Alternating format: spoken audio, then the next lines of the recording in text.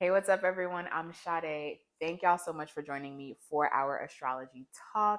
For today, we're diving into what it means to have your rising in the sign of Gemini.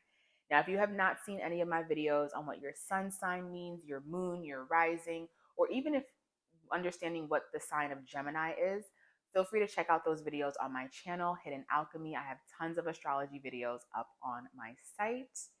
And for this video, let's go ahead and dive into what it means to have your rising in the sign of Gemini. And this is going to be different than having your sun necessarily in the sign of Gemini, because the sun sign is what you are consciously aware of about yourself. It's your personality and the little tools that you have at your disposal to use with you on your day to day. Now, your rising is how you come across, and most importantly, it is the starter to your chart houses, the 12 houses. So if you are a Gemini rising, then you are a Mercury ruled rising sign. And that is because Gemini is the sign ruled by Mercury as well as Virgo. So you are a Mercury chart ruler, unless if you have other planets in your first house. But regardless if you have other planets in your first house, they're all going to take that theme and that coloring of Gemini and that Mercury energy. So what does that really mean for you? Now, just as I said in my other videos, whenever you're dealing with the rising sign, if your rising is not in the sign of Aries, then you have to go back to see, where does Aries begin in your chart? And the reason for this is because the first house is naturally ruled by Aries, and it's where we get our identity from. So if you have Taurus and beyond in your first house, then you have to figure out what is your identity so that you can further understand how to use your Gemini rising to your advantage, and what that Gemini energy really means for you and how you portray yourself to the world. So if you're in Gemini rising, then your energy begins in your 11th house. And that means that you are a person that cares a lot about surrounding yourself with people who have a lot of hopes and dreams for the future, people that have a lot of networks and connections, and people that are very friendly, people that are well connected in their work, and people that can help and assist you in getting further in your career as well. And if that is something that doesn't resonate with you, it's probably because you're not really tapping in to that Aries energy of seeing where your energy begins. Wherever you have Aries in your chart, because Aries is the first sign, it is telling you this is where your energy begins. And then Gemini is in your first house of how you appear. But this is really where your energy is starting in your chart. And the 11th house is the house of Aquarius. So Aquarius is also a fellow air sign, just like Gemini. So having Aries start out in your 11th house is a really good supportive placement, because it is signifying the importance of connection, the importance of community, and the importance of having a goal and sticking to it. Now, the reason why that is important is because Gemini risings have a hard time at finding a goal and sticking to it because of that dual nature that they have. So you have Aries in that 11th house.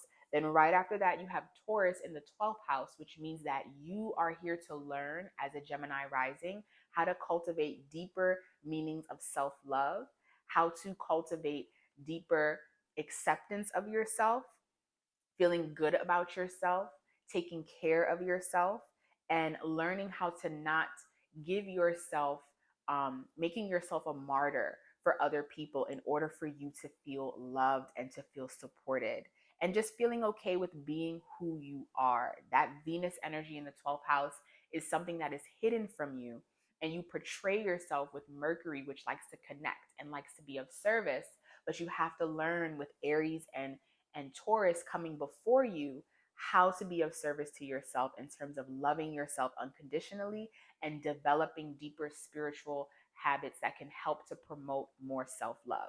So now that we went through Aries, we went through Taurus, now we can move into Gemini in that first house. You are a person that exudes the gift of gab, the gift of communication. You know how to ask all of the right questions to get to the bottom of what you're trying to inquire about. And you have a way of making people feel warm, making people feel seen, because Geminis are these curious souls. They love to ask questions. They love to know about people. They love to learn information. And people can feel really seen by you. People can feel like you're someone that they can talk to and it can be on a shallow level where it doesn't feel like you're prying into their deep personal secrets, but you're just trying to get to know them on a social level. And this helps people to feel really relaxed and feel in a social mood in your presence. Gemini energy, being that mercurial energy, you have a restless mind. That's just what it is. And I spoke about this in my Gemini sun moon video as well.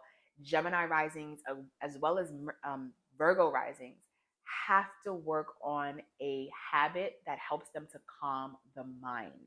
Because y'all have this restless nature, you are always interested in being everywhere, doing everything, being of service to people.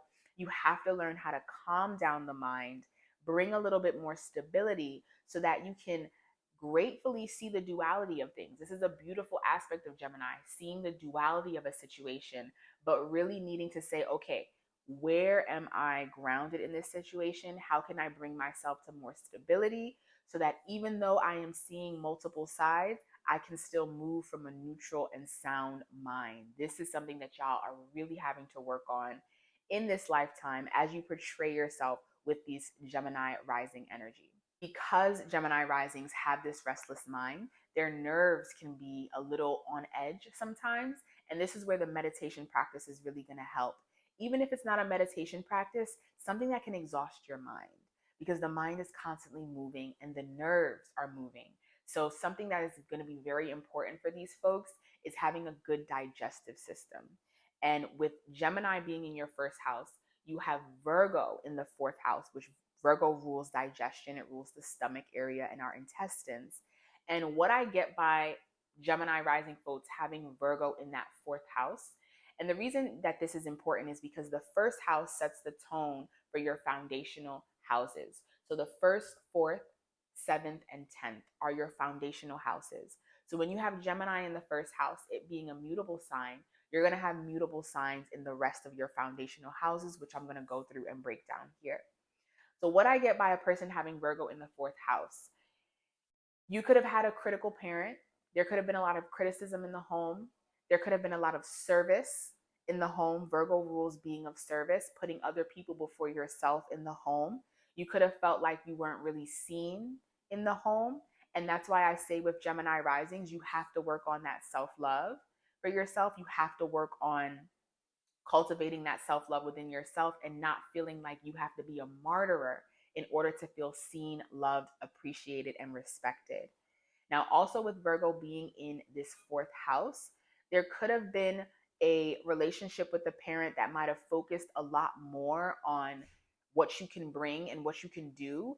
And because you have Gemini in that first house, studies might have been very important in the home. So, how are you in terms of intellect? How are you in terms of your grades? How are you in terms of the way you are in school? Because Gemini is the ruler naturally of the third house. And the third house rules your community and your environment, which is also a place of your schooling and where you learn and where you gain a lot of knowledge. Gemini rules the intellect. So this could have been an important aspect in the home. And because Virgo is in that fourth house, it rules the criticism. There could have been a parent that may have overly criticized you in certain areas of your life in the home. And that is why that deeper understanding of self is needed to feel grounded and to feel that you are more than just your intellect and what you can bring to other people, and that you don't always have to put people before yourself. Now, moving into the seventh house is going to be in Sagittarius, which is the opposite sign of Gemini. And when you have Gemini in the first and Sagittarius in the seventh, you are attracted to people or you attract people who could be deep into philosophical studies, people who can be of different backgrounds, people who like to travel, and people who have an inner sense of knowing of self, which is very important for these folks. The opposite, Gemini rules the knowledge, the communication, and what we learn. Sagittarius rules how we take what we learn, apply it into our life, and build wisdom in that area.